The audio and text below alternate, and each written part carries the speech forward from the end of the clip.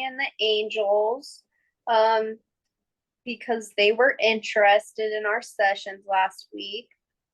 So just calling them in, just bringing them in. Do you feel any specific angel around you? No, they're just showing me like the wings, like showing that like with a light in between wings, showing me that they're like unified in the transmission. So is this a specific collective of angels or just upon all angels? All angels, but they're saying that like I more connected with the Octurian angels. So why are the Octurians so connected to the angels? Because they connected and they worked with the angels as far as it's the healing, it's the using the light to heal that they are most connected with. And they're showing like, so they create like a portal where or they watch over the portal that when beings cross over. So like in the higher realms, you make more or less like a conscious decision to cross over because you want to go incarnate in a different lifetime. And so the Octurians really specialize in healing, but they also specialize in the portal of the consciousness moving from one vehicle vessel and lifetime to another, and they help with that to make sure nothing gets interfered with that crossover.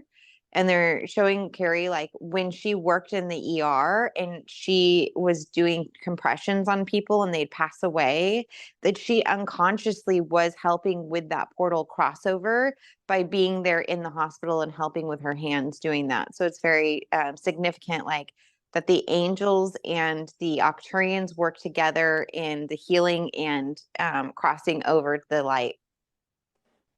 That's so beautiful. So, what is it when we go to the soul plane, or why is it so important that the Octurians are the ones that take care of the soul plane? That is just where they resonate. Like the Octurians are not, there's no war in the Octurian collective. And so like they're like, that's just one of their missions that the collective takes care of. Like it's a sacred ceremonial ritual, I guess, that they do is what they're kind of showing me. And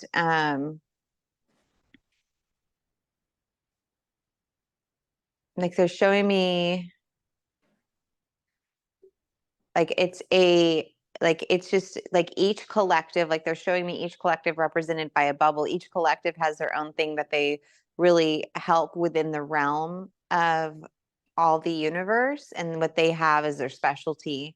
And so the healing light and the like protecting the realm, that is because the Octarians are very, very powerful. Very like their ships are one of the most advanced. They are very advanced beings, but they use it like their collective has evolved to use it for only the light and only like the all knowing, the all God, and they're not using it for negativity. And so like they're protecting that realm. They're using all their advanced things to make sure that that realm doesn't get interfered with by any lower outside beings or any negativity. So our we did have a couple questions for the angels. The angels said that they wanted to come through. So do they have any messages that they would like to share first? Yes, right now they're showing me with themselves. It's like a rainbow prismatic light. It's really beautiful, almost like has a silvery top to it. Like they're showing me their energy is just like this beautiful pastel rainbowy, like it's just a really beautiful energy they're showing me right now, as like they're like this is what we use to heal. But as far as I'll let them come in and speak. Yes, we are here. What messages would you love to share with the collective today? We want to share with you that we have been here and we have been helping humanity over many, many lifetimes. And we absolutely love all the light workers, all of humanity, all of the plants, all of the animals, all of the bugs, all of the everything of Earth. And we have taken a sacred oath to help guide and be a guiding principle and a guiding light and a guiding messenger for all of humanity. And it has been a great honor for us to take part in this, what you would call an experiment of humanity. And we know that it has been difficult for many, and we know that many have called out for us, and we have been there. We have been there without you remembering, holding your hand, protecting you with our wings. Moving with our wings, we move the wind to shift you in a different direction. That we have been there in nothing but unconditional love and, of service to humanity. And we just wanted you to know that you are there. You're getting there. It is going to be beautiful.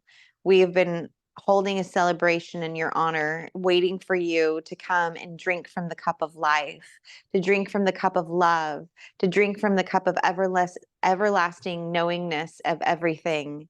And we are ready to receive you. Oh my gosh, so beautiful. Um, so we did have a few questions. So when you're baptized, they put a cross on your forehead, or it's almost like a cross over your third eye. What does that cross represent? It's an anointment. It's a holy oil. It's a holy oil welcoming you and it's a sacred marker for welcoming you to the angelic realms.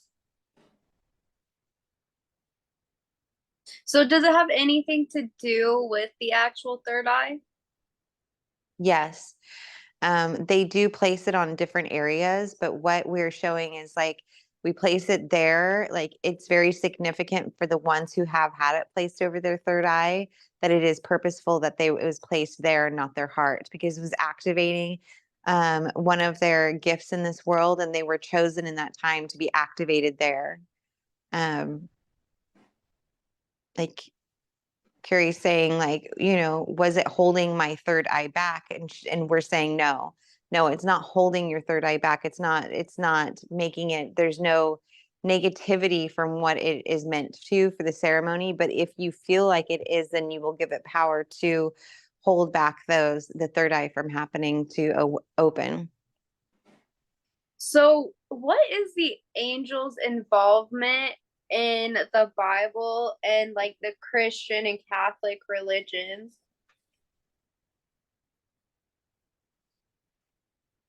The involvement is that we're told about in many, many stories, but like we are not always depicted in the right way. Like we have been depicted as these angelic beings because it was more comfortable for man. There's been a lot of the Pleiadians are the ones that are depicted in the like the big white robe kind of I guess you would in the artistry of the angelics. We're saying the Octurians do not present in the same way. And so there's a lot of times in the Bible where it says fear not, because it was actually an extra dimensional terrestrial type of being that was showing themselves, and humanity had to be told to not be afraid because it's a scary thing to see a galactic being show themselves to you. But we're saying it doesn't matter how we show ourselves to humanity, that we have been there guiding and loving and protecting and protectors of the realm. Like we took a vow to protect the realm, to bring healing light, and to be messengers back and forth between God's source. So we have a direct connection with God's source, and that we can be messengers in between the human realm and between God. What is the angel's involvement in our ascension?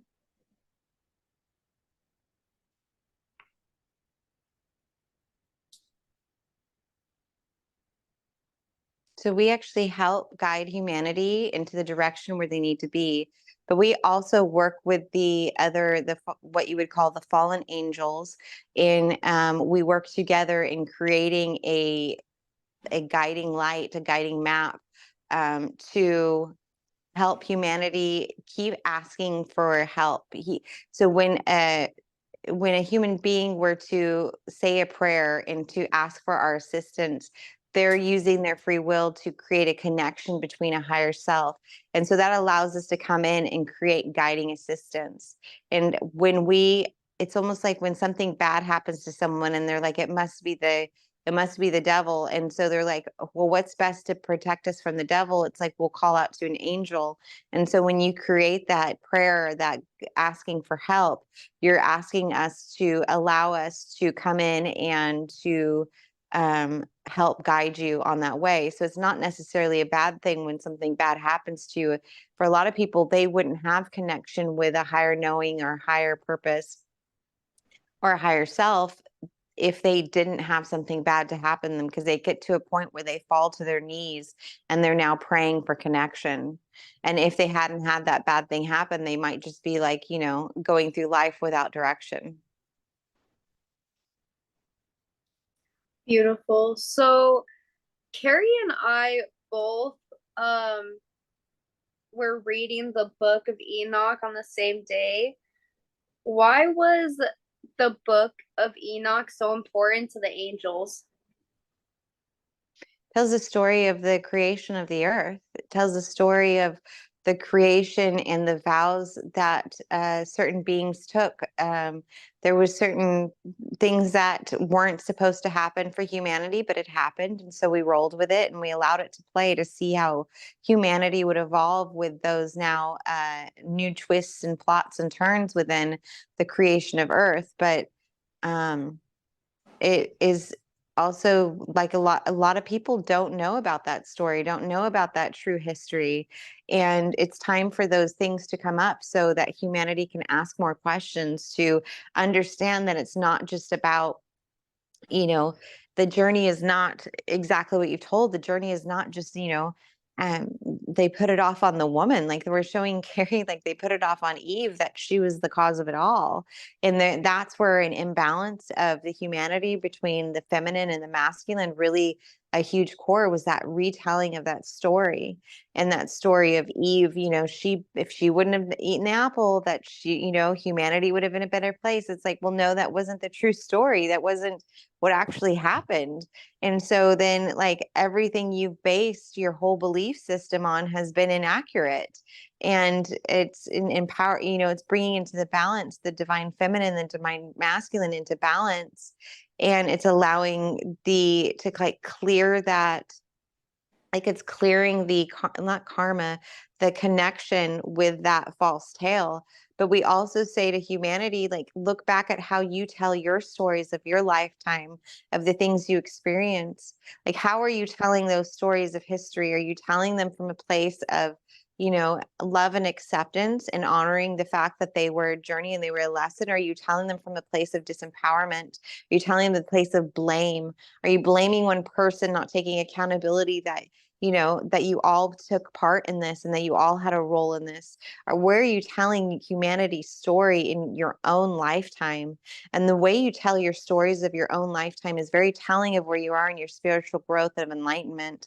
And that this is a great thing to even look at. The specifics are not so much don't matter. It's the place of the emotion and the, like, are you coming and telling that story of acceptance and love? Are you telling that story of like resentment, of grief, of hardship, of all these things? Are you telling it as a funny story, like we had this adventure and we had that adventure, and you're seeing that fun lightness of your story of life? Like, that's what the book of Enoch, like, there is history and there is understandings that can be known for humanity there, but it's also a way to show, like, the stories that you even have based your entire belief systems on may not actually be accurate. And so it's a good thing to connect with self and to just like see how are you telling your story of humanity? How are you telling your story of you? So who was Enoch? Enoch was one of the first, like we're showing one of the first, he worked with the building and shaping of humanity. Was he an angel? He is an angel, and he did have an aspect of self that was an angel, but he took a human form. Beautiful.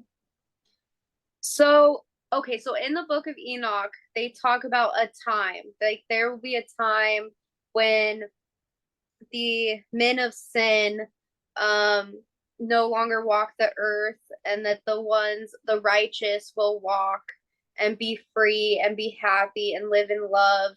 Were they talking about the timeline split? Were they talking about the earth splitting into the 5D? Yes. And there are many versions of how this plays off. So that's why a lot of the things that are written within these scripts are very they're not so literal, but they're very like hypothetical in a way. And the fact that not hypothetical with a question, but they just are more broad, like gray, because it's very specific in the fact that there's going to be a difference. There's going to be, you know, the man of sin and the man of righteousness. There's a separation, but there's not so specific of like what that looks like and how that, because we've seen on many timelines how that has been attempted to play out. And so yes, that is about this time, but that is why it's very vague in how it expresses this timeline. But it I is mean, a, yeah, it's a revelation of what this timeline that you're on, and that is why you're connected to it, is because the story is unfolding. so the book of Revelations in the Bible, is that also talking about this timeline split? Yes, but it's been distorted. How so? A lot of the information was left out to make it more of a fearful place. It was never meant to be a place of fear. It was a place of accountability. It was supposed to be more of a story of, and like there's a lot of script that's left out to tie in the pieces. And so it's more or less like dragons and demons and all these things gnashing their teeth and, you know, all these. So people, it puts them into a fear where their connection with like getting right, like when they're afraid because, and they want to like give their power to a God because they're not powerful enough to help themselves. And it's almost like it's a suppressing type of fear based narrative versus had the whole story been like, it had the book of Enoch been included in it, it could be actually studied together and the whole story be understood. So was the Bible based off of the book of Enoch? The book of Enoch was one of the before Genesis, or it was with, is it before Genesis? They're showing me like after Genesis, but no, parallel Genesis. Like it should have been, Book of Enoch was the beginning. So maybe it was concurrent with Genesis, is what they're showing me. So, in the book of Enoch, they are talk about there's I think it's almost a whole parable where they talk about like how about like the fall and the spring equinox, the solstice, like how many days the sun is in a certain gate, how many days the moon is in a certain gate. They really go through like all of the astrological cycles and the days of the year. And it just like when I was listening to this, I was like, this is coded. Like this is coding. It's almost like I saw that they put the entire coding of the Matrix in the book of Enoch. Was that feeling correct? Like what it like does that coding, does like all of those numbers have a deeper meaning? And why are they in the book of Enoch? Absolutely. So each number has its gematria. If each number has a level behind it, a number, then it creates a geometry that creates a structure within the matrix. And so, yes, it is the encoded, and that is why they leave things out and have not given you all the keys. That is why the Book of Psalms is written to the frequencies of the solfeggio, because the solfeggio frequencies are an all like healing, encompassed healing frequency. And the Book of Psalms was actually like what you would call like the walls of Jericho were brought down with sound. We were giving you the information for sound devices, for EMF devices. We were giving you the informations to unlock that information to be able to use it for good. And it was only humanity wouldn't have like, so these clues were left for humanity. And as they became more like aligned spiritually, like the problem is that the evolution of man, the mind has grown faster than the like spiritual growth. And so when the mind grows faster and the connection with these things gets into the wrong hands, it's because the spiritual growth isn't in alignment with humanity's like mind. Like they take power.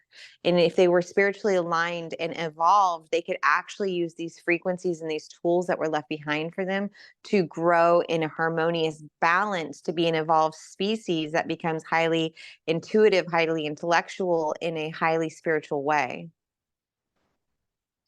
So, what is encoded in the Book of Enoch? Creation. So, is it the coding to the Matrix? Yes. But you're not given all the tools in the entire book of Enoch. Beautiful. It's like I knew it right when I heard it. That's amazing. So, is that who the Elohim were? Like, was Enoch a part of the Elohim, and the Elohim are the ones that like created like the coding for this matrix? It's Yes, but almost like it's almost like I can see like angels coming together to like put all these different energies together to create our reality. yes, they're the creators, and they worked with like we're showing the number 7, so they worked with the Pleiades to like this. The numbers are very important, like 11, 13. Like you're all taught as an unlucky number, and 13 is a very sacred number, as a matter of fact, within the geometry of the world. But yes, they've all come together for creation, and like they're showing like Enoch's like kind of like an architect. So was Enoch very connected to the archangels? Yes, because the aspect of himself was an angel. In the So future, yeah. what why is Archangel Michael always the archangel that comes into most quantum healing sessions to help? Because humanity most resonates and feels comfortable with him, because he's been kind of the front guy of they're all saying like he's the face, like the billboard, the face of the collective. And so really when you, yes, each archangel, like when you invoke an archangel, there is a certain like sacred geometry about what they encompass as far as their healing and what they're here to do. But they almost like they showed me in the beginning, like with the wings with the light in between, like when you invoke one, you can invoke them all. And so when you invoke one, you can ask them to use like to be specific of what you're needing them for, and they'll bring forth that energy of the angelic realm. Okay, so I have another question. So, um, why can't so if there's like lost souls of Earth, say rather it's like a person has a specific attachment, or okay, so like sometimes I go and like speak light language out in nature and I'll feel like all of the trapped souls like lift up and out of the ground and go like it's like the archangels come and like pick them up and take them back so that we can release all of these souls that have been trapped in Earth. So it's almost, I guess my question is like, why do I need to be the middleman? Or even like in our sessions, like if the angels are aware of these spirits already, why can't they just come and pick them up immediately as their soul leaves their body? It's like, why do I need to be the middleman to help them release it?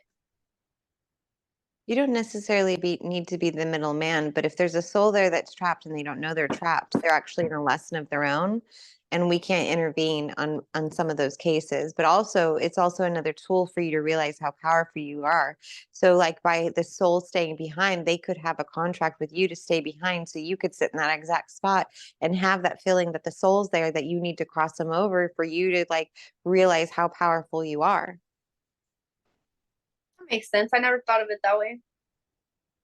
So, they're not, there's lots of different things, but there are souls that just are lost, and, that may be an experience of their own. Like maybe in their lifetime, they didn't ask for help at all. And so maybe in their lifetime now they're like in between lives, and it's like one final chance for them to learn to ask for help, you know, to, even though they're a spirit on that different realm, they're still there using their free will. And so it's almost like finally that soul's like wandering around, where am I, where am I? And finally the soul may say, help me. And we're like, finally, we asked for free will. Now we can come help you. But that was the final lesson in their life before they cross over. Beautiful. That makes so much sense. Um, Amazing. Well, I think that's all the questions I had about the Book of Enoch, unless there's anything else that you want to share about its significance. No, it's most important just for you to really, it's just, this is the time we are here to connect with you, and we are always here, like just like they're showing me their, like I can feel it on my back, these beautiful wings of just love, and like just the movement of the wings. And they're showing us like you all can be angels, like you all will eventually be angels, like is kind of what they're saying, like in your own way, but like be an angel to each other. Like be a guiding light to each other, be everlasting love to each other. When someone asks for help, be there to hold their hand, to help them, to be helpful, to in like walk the earth as an angel. Don't wait until you ascend. Like encompass our energy and the things that when you think of an angel that makes you feel lighter and more free, like encompass that in your daily life and seeing someone else. Does someone else need help? Does someone else need you to just be there to listen and to hold loving space? Does someone else need guidance that they're asking for and you're not intervening their free will by imposing it on them? Like is there something that you can do in your life to be more centered in the angelic realm? And the more and more you attune to that, the more and more you're just going to be a walking angel on this earth. Yeah, that is so beautiful. Thank you. You're welcome.